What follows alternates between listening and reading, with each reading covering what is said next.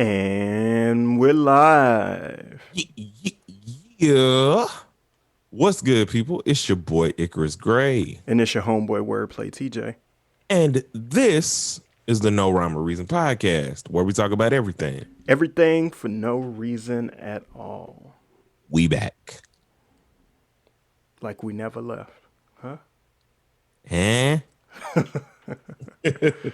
And much to our chagrin, or whatever you want to use that, there was no Donda album. Good luck with that, bruh. I want to get into that, but what I want to do first, and I should have mentioned this in pre-production, is just what I think every time somebody comes across these videos, they don't know who the hell we are. Oh. Because we get a lot of like kind of new watchers and not repeat watchers. You see what I'm saying? So Yeah. I think if anybody is watching the podcast or this is your first time watching, my name was Wordplay TJ. I'm a hip hop artist and producer from Little Rock, Arkansas. And this is our show, No Rhyme or Reason. Yeah. And I'm Icarus Gray, artist / not producer, also from Little Rock, Arkansas. / future producer. I say that like it's just heavy lyricist. I didn't give you any warning, but it's fine. We'll work it out in the days to come. If you got any comments about any of the topics that we discussed today, go ahead and shoot us an email, nrorpodcast@gmail.com. Yeah. So and cool. when you do, we will shout you out because we for the people. So this Kanye West non-album. Yeah. I don't, man, look, I feel like it's done or whatever, because all them people pay for $50 chicken strips and all that other stuff they was doing, $40-$60 popcorn. I think he's still working on it. And I think they're also still mixing it because the reports say that, he's come out and shown a picture of where he's staying inside of the Mercedes-Benz arena. Is it the Mercedes-Benz arena in Atlanta? Or is it some other arena?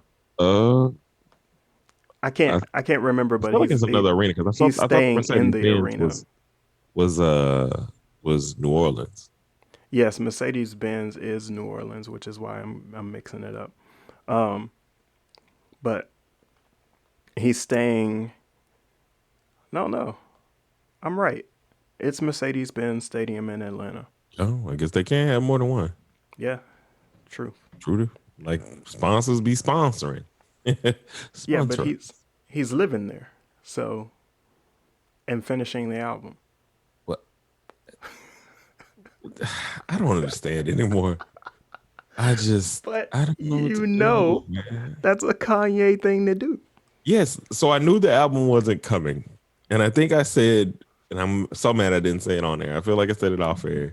And I was like, are we sure it's coming? And you were like, well, there's tweets. And I'm like, I don't know. I was like, and I mean, people have heard it. That's the other part that like makes this more frustrating. He did a whole listening party. They heard the version that he wanted them to hear, or at least the version that was ready at the moment. True. You heard I recorded it today, J-verse. Uh-huh. I don't know. I don't know, bro. I'm done in a certain way. I just want music. That's it. I don't need all this other stuff. I know this other stuff is for other people. Feed them, sure. But like, I also think he did this just to fund the rest of the album or something. Like, they come in and they're paying 50, 20. Like, you know how many people was in that stadium, friends or not? He's a billionaire, though. Trill business. So he ain't got no problems funding nothing. True. But you know how that is. Yeah. Like, how much of that does he actually want to fund himself? I mean, I don't think anybody wants to, but he Yeah, has a deal with Def Jam, so they take care of that bill most of the time, right? They just true. kind of up your deal His and wait for lifetime you to deal turn with in the them. That's some weirdness. It's yeah. all weird, man. I got to take my flames back. I gave it 3.75s out of 5, man. What did I give it 3? You So gave it 3. so now right now we have 3.75 Got to and renege 3 my flames, man. and they're just imaginary flames right now. Yep, just just like our imaginary review. We listened, y'all. We listened intently Oh to the man, it was Kanye so album. great. Ooh, shoot, I didn't know what man. to do with myself. I was running around the living room crying, Man, I started crying. I like rededicated myself to Christ. thug tears everywhere. I put them in the vase and then put some flowers in there. And it grew to a whole orchard. And it grew, and it grew 15 inches. Whoa. Um. Anyway, Well, our I think our rating still stands even with like the little snippets because I think Jay was Jay for the little snippet. I mean, I don't know what else to expect or what else I should think from a Jay-Z verse when Jay is Jay.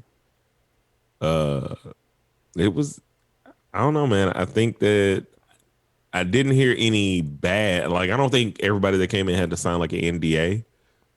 So I haven't heard anything bad. I mean, not that I think anybody would be bold enough to say something, but because at this point, if you in the stadium, you drinking the Kool-Aid. So that's a lot of people and a lot of Kool like Aid. that's a lot Um. of Kool-Aid, bro. Oh man, I just I wonder if we can be wrong 2 weeks in a row. So. Oh yeah, we can. Like I'm not saying this album ain't coming out this week. I'm not gonna be wrong. This album ain't coming out this week. The reports I think were like August 6th. You standing on that? From It's some not people, it's coming not out coming out this this week. week. I'm standing, not coming out this week. All right.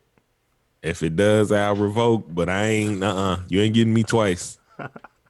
When it come out, it's out. That's all I got to say. All right. I'm gonna I shoot ain't, my shot and say it's gonna come out on Friday. here we go. You shooting it again? Yep. Oh man. Yep. Oh man. Please don't be 0 for 2. And if it That's comes terrible. out, I'm giving it less flames. Giving it Because you know it was 2.5. undercooked. Man, I'm putting my tears in the vase if it don't come out this week. Shoot, see what my flowers do. Right. All right. So That's it. That's all we got on Kanye, y'all. That's it. so Lavar Burton. Want to give him Yeah. a round of applause. You got to set me up a little better. Oh, We got all these soundboards and I gotta things. give LeVar Burton a round of applause. There we go. Yeah. There it is. Oh, man, I'm so excited about this. Yeah, Reading Rainbow. so if you don't know who LeVar Burton is, famed host of Reading Rainbow, got all of us black kids to read, and I wish he would get more black kids to read. That's Yeah. another story. Oh, And he's also which we should Jordy. do. Is it Jordy Data. on Data? Wait, he's No, not. no, it's not Data. Data. Uh, It's Jordy or Jordy. Jordy. I don't know my Star Trek peoples. Yeah, Georgie LaForge. Okay, all right, all right. On Star Trek, Next Generation. At least I know the name of the series. You do. Famed actor and Roots. If you don't remember anything from Star Trek, just know when you put your mom's like headband over your eyes, that's who you were pretending to be. Oh, I remember that. As soon as you said that, the image of doing exactly that came to my mind. Right. So that's where that came from. But Wow, that was great. he's now in place of Alex Trebek Rest in is peace. is hosting Jeopardy as a guest host, and the hopes is that he becomes the permanent host. They've had a lot of guest hosts so far, And by and large, he's definitely my favorite, and I hope he gets the job. Yeah, he's definitely my favorite. Um, for two reasons. One, the most important being he black. But for two, because knowledge has always been something that I think has been treasured by him. Yeah, He raised up our generation to read, read books to us, wanted us to read, wanted us to go and do all these. Like the only reason I even know about Curious George, etc., is because of LeVar Burton. yeah. Because He you did make know, reading feel accessible. He yeah, made reading cool to an extent, right? Like, you still get the nerd jokes for folks that like read a lot, but at the same time, like we all know that reading and being just literacy in and of itself is a is something that you cannot take for granted, especially if you're black. no, Folks don't want you to read. Folks don't want you to learn how to read and write.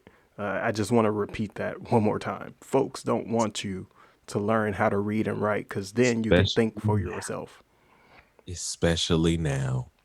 Like if CRT is any inkling of like how people don't want you to read. Not only do they not want you to read, they don't want people to just like they're not even going to have the people trying to teach you the information. So you have to get the information for yourself.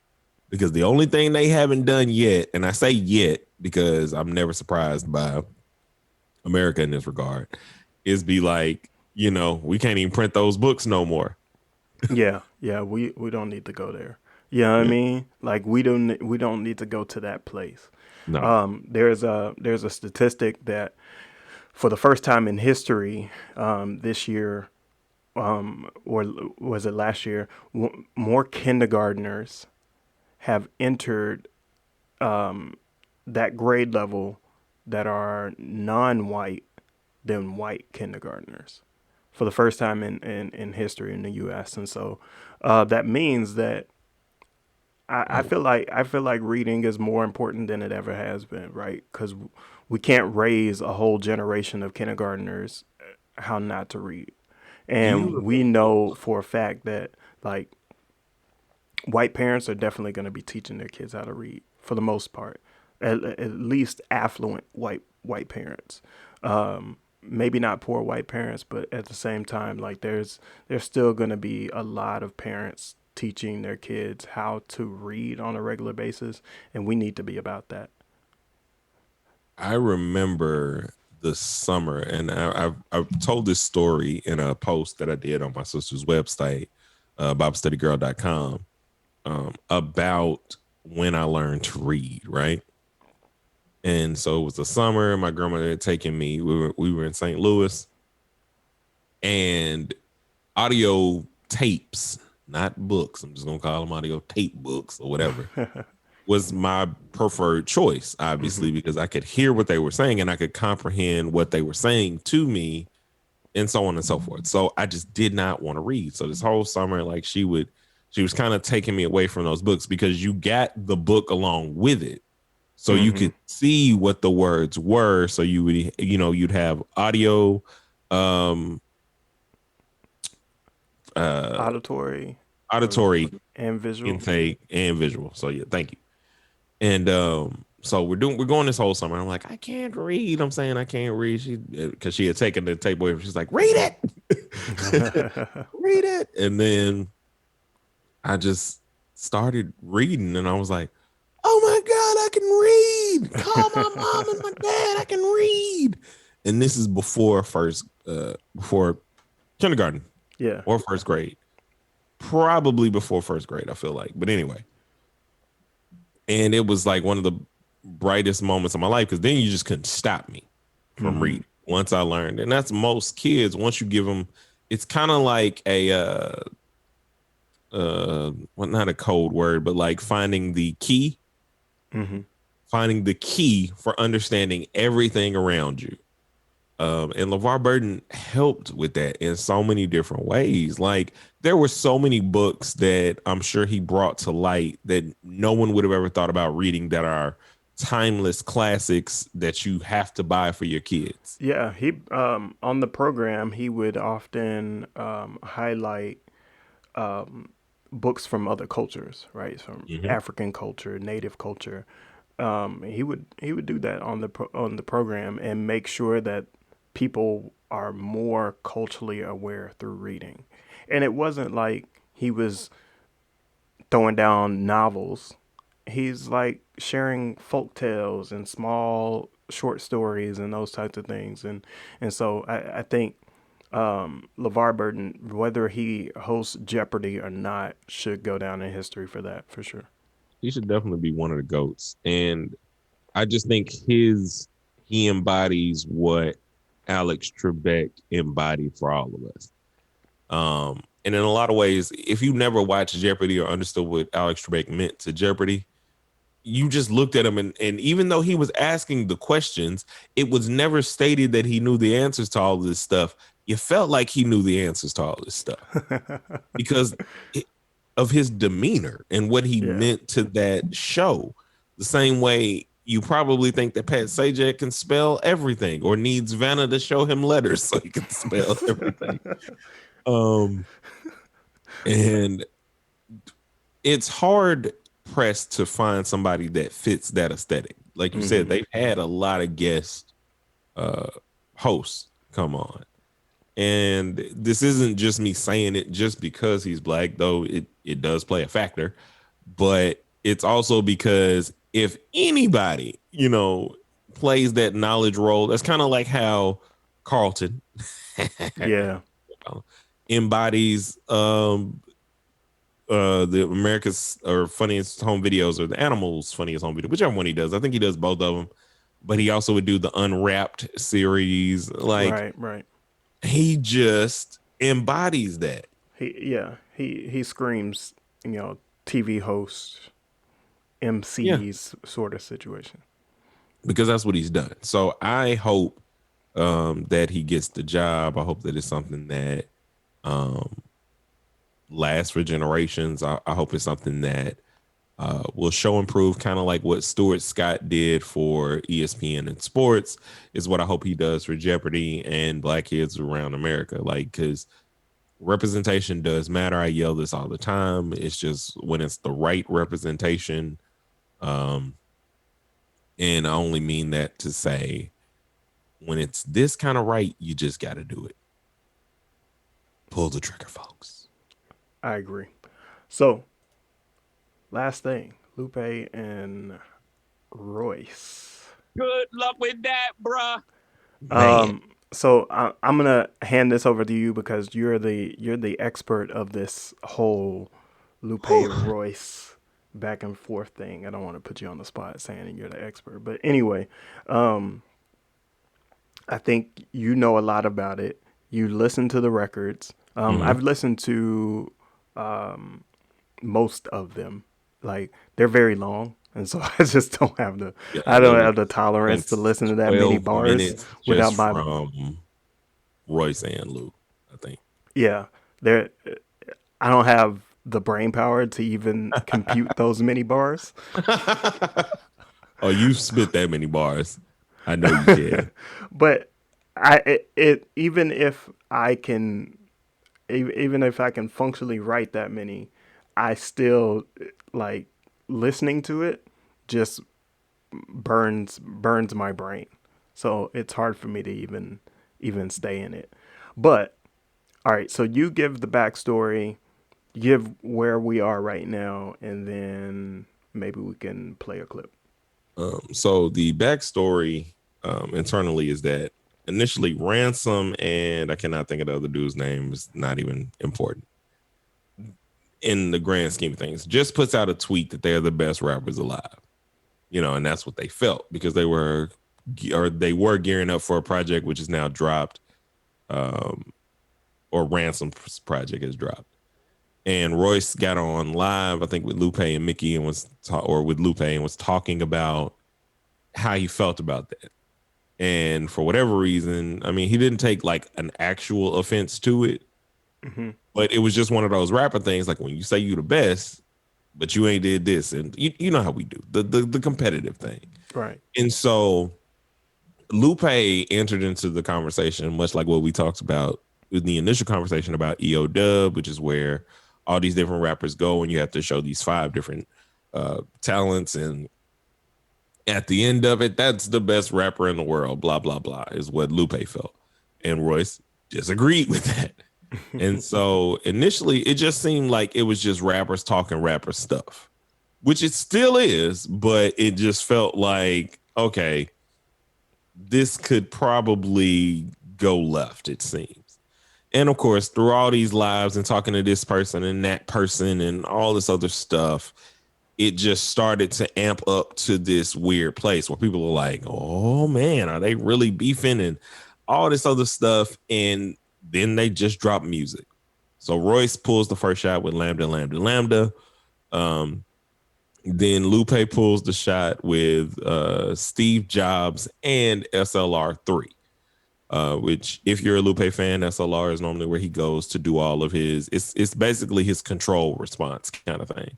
Because I remember he did one not directed specifically at Soulja Boy, but it was during the whole Soulja Boy, one of them Soulja Boy conversations from years ago. This may be jumping ahead, but it was SLR even for Royce? SLR3, yeah. Yeah. Okay. The original SLR, no. What about Steve Jobs? Was that for Royce? Steve Jobs was pre SLR3 and both were for Royce. Okay. Because he was basically, when he was doing like light bars from SLR3 and saying, you know, I'll listen to the rest of this later, but I got some work to do. And then he went into effect and did a whole song freestyled, you know, whereas, you know, Royce sat and wrote all of his lines for Lambda, Lambda, Lambda. Mm-hmm. And then my thoughts on like the actual records. So Royce's record shows that he is a GOAT of lyricism in the way that he structures his cadence, in the way that he structures his delivery. Great. What upset me, essentially, because I'm in the Lupe camp, but I'm also in the nerds who don't have a lot of street stuff tied to me in that way. Like, I know of the streets, I have people in the streets, so on and so forth, but that wasn't something that I had to embody because I was the nerdy kid who wanted to play Pokemon and watch anime. Mm-hmm. But if needed to set you straight, we'll have to set you straight. And because I stand on that, that was the general attack. On top of everything, it's just like, you know, these nerds and have never, you know, and it's like, I never get down with that as a tactic. If we want to rap, let's rap. Like, if we gonna just try to like out background story rap each other,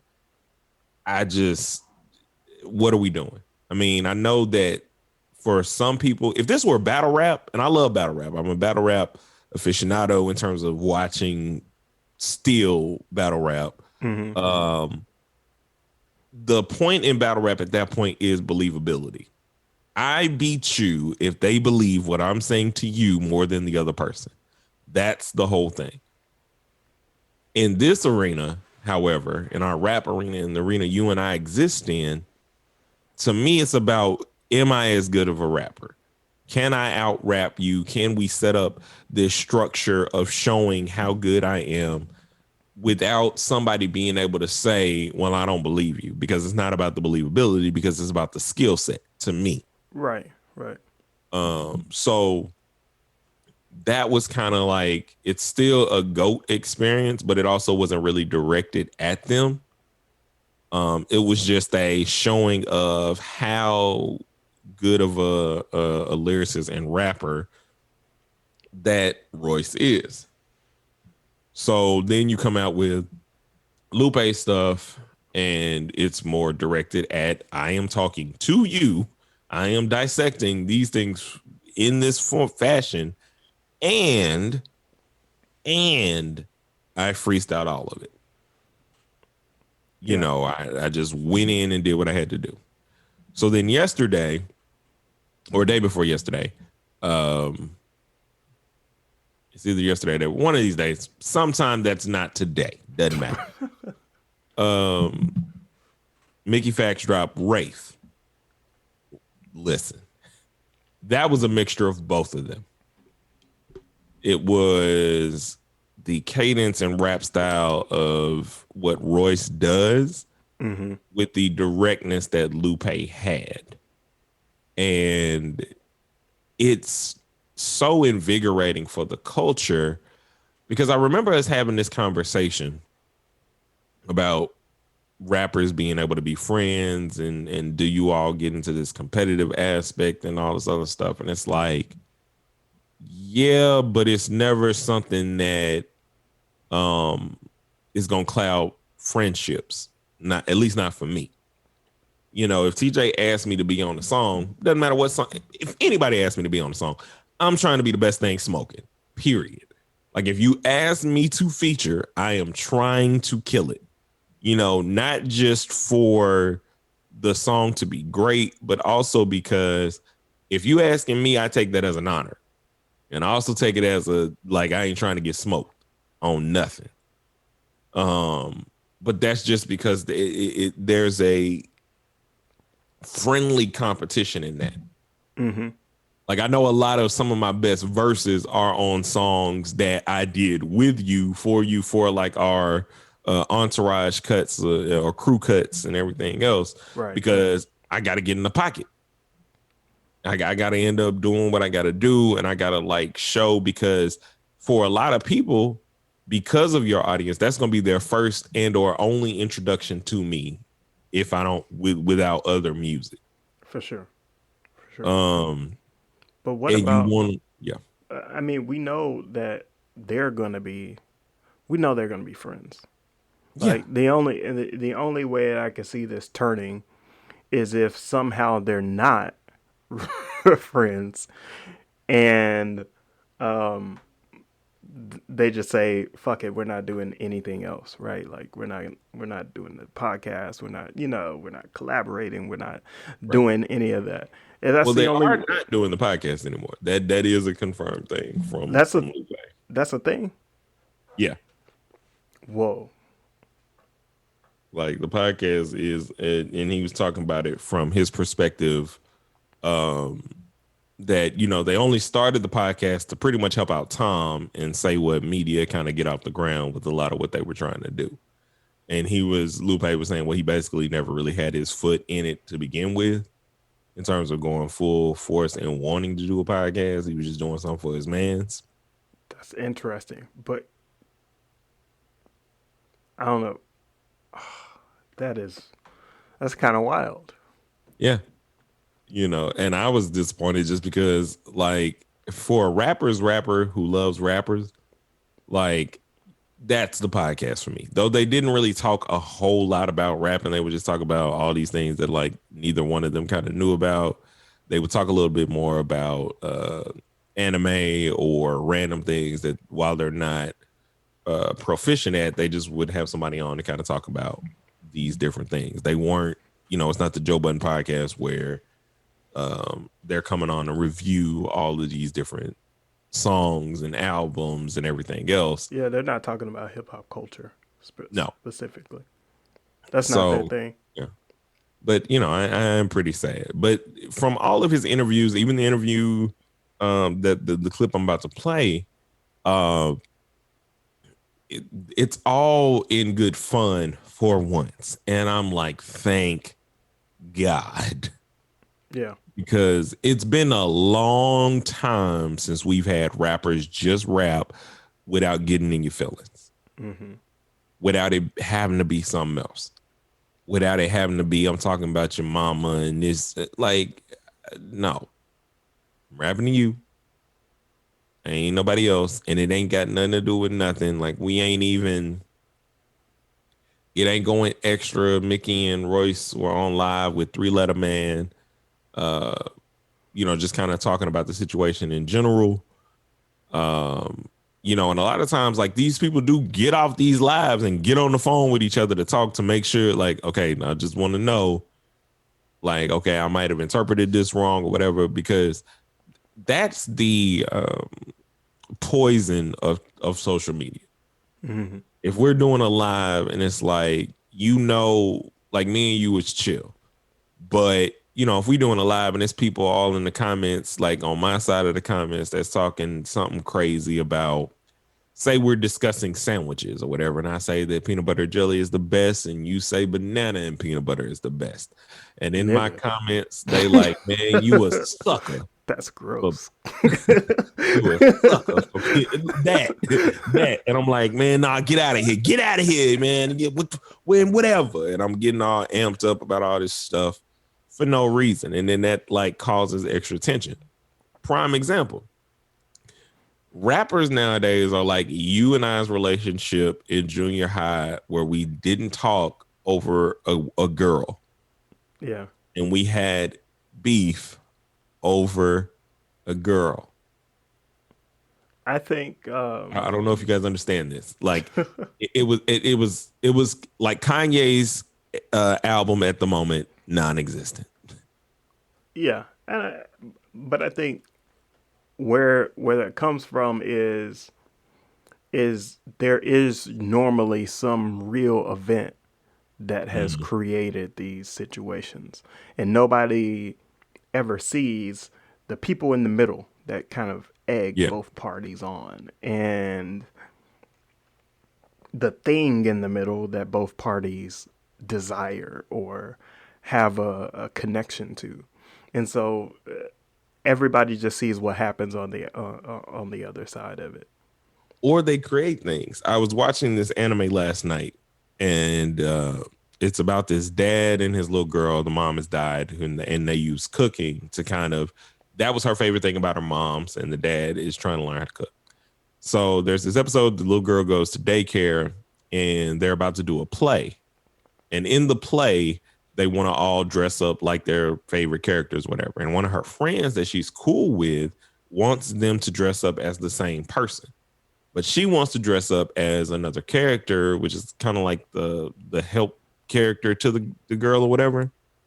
And the girl doesn't like that as a kid because she wants them to do the same thing. Mm-hmm. So then she says stuff that she doesn't mean because she wants her to do this. And so they're like now beefing over this. Like, you're still friends. And so that's why I'm glad that in this situation, it never escalated and it stayed where it's at. But So well, Lupe went on to Instagram Live this morning, and so I decided to press the record button, and this is what I got.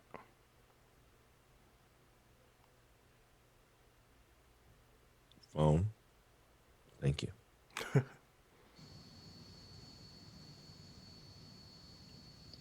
I'm more interested in, bro, why on this phone? Mook is here, Lux is here, everybody's here. Why are we still, are you upset, Lupe? Yes, I'm upset. Not at Royce, not at this situation, not at for specific rap shit. I'm upset because I'm like, why are we still talking about battling? Royce, me and you talked about this personally weeks ago, how we wanted to play it and move it. Cool. Why am I getting calls from Loaded Lux? I ain't spoke to this nigga in years. I love him though. That's my man. Don't get it twisted. Just because we ain't spoken years, that ain't mean ain't my motherfucking man. That's the man. God damn it. But why is Lux calling me talking about some battle shit and you on the phone with Mook and Lux talking about some battle shit because they feel a certain way? Why are we still talking about this? Why when as soon as I come into the live, Mickey's talking about battling and we battling this and battling that? Why are we dead in these conversations? Right? So Lupe, how come you just didn't say it like that when you came into the live? Because I was hot. So who's keeping the ball in the air? The battle rappers, because, and this is another thing from my battle rap aficionado stuff. So a lot of the quote unquote industry rappers have been coming into the battle rap scene lately. The biggest of those being Cassidy. Mm-hmm. I'm not going to give my Cassidy takes on here. I'm just going to save it for whatever, but just anyway, Cassidy is a GOAT, has been a GOAT, not in this arena. Jag, that rap with Cassidy has also come to the battle arena, and King Los has also stepped into the battle rap arena. Luke and Mook and Lux are on the Mount Rushmore of battle rap people, legends of the game who pushed the culture to where it is now.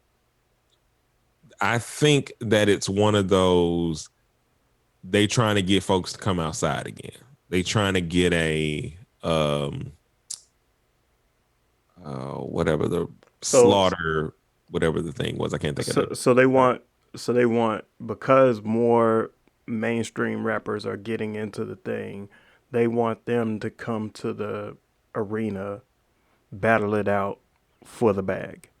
No, battle them. Oh, like they want them to team up to battle Mook and Lux. But it's still for a bag, right? Still for the bag.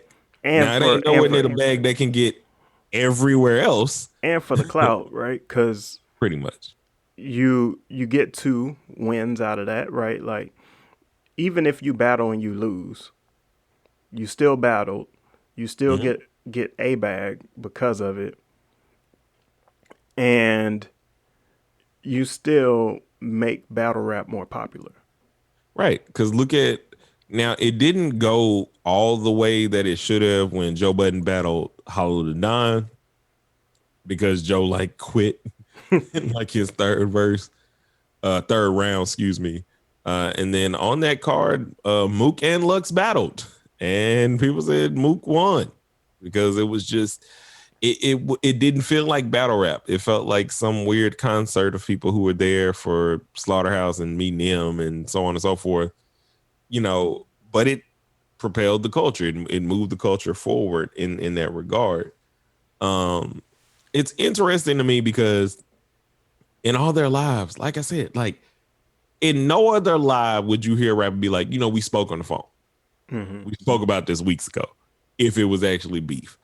I'm just glad that this is where it's at, because it's about the rap. For the first time, it's about the rap in a long time. It's not like Lupe hate Royce, Mickey hate Royce, Royce hate Lupe, Royce hate whoever. I'm a little disappointed though. But why stop the podcast? You see what I'm saying? That I don't know. That I think like it could just be the fan, right?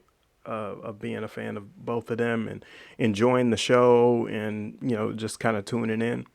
And I understand that like podcast is oftentimes a zero-sum game, but they're super famous, right? Like, so yeah. I don't know. They might have to. They can hold out for the bag. I think they get plenty more bags, especially than we get as podcasters. So I think they're okay. But yeah, it doesn't go into their pockets, by the way, because I don't want to misconstrue it and say, oh, this is these bags are going to their pockets. No, most of the time they go to the show, operating the show, and then sometimes the folks on the show are paid from it. But yeah. But I just, you know, all in all, I've enjoyed what's happened thus far. I think, if I'm not mistaken, Lupe released another song today, I believe, and I have to go check it out. But I'll give you guys a breakdown next episode. But this is good for the culture. It's invigorating. It's amazing. It's 2 of the GOATs. It's people that I'm here to see. It's not something where for once I'm like, well, I just got to ride with this person, and you know, I don't know what it could be. You know, I don't want, like, this ain't Rick Ross and 50 Cent. This ain't all that other stuff. Fat Joe and 50 Cent. Like, it ain't that. I've never liked that. Yeah. Where we miss out on the opportunity for great music, growth, and kids saying, like, it's stuff like that to me is the reason that it be 7 a.m. in the morning at Central and kids is fighting. I'm I'm personally not not sold. That is not beef, or I'm just not sold that this was worth it. Like I'd rather them like make the couple records that they made and mm-hmm. then go make records together or keep doing the podcast or just put out records individually, right? Continue to working on solo things and building it. And I understand like there's a process, so it can't be immediate, but I do believe that like the continuing this thing is not a it's not a benefit to anybody, not even the listener. I think that's the next evolution that they're just not at yet, and artists are not at yet. Because what you're asking is a valid point. Because what you're saying more than anything is, can people just rap and then get to the bag together? Because you understand what it is that people want. You step out, it's a sparring session, it's an actual boxing match because you are trying to take this person's head off. But at the end of the day, because you're trying to promote positivity, or not even so much positivity, you're just trying to promote after that the fact that this was about rap. Now we'll show you what we can do together, kind of thing. Yeah. I just think it's not there yet because, in the words of Erykah Badu, we artists and we sensitive about our shit. Word. So I want everybody to join us on the Patreon only for the underdogs, $3 a month. Music advice first if you are a music advice listener, and then music advice exclusive for everybody that joins there. Yeah, let's wrap this thing up and get into overtime. And then you know where to follow us.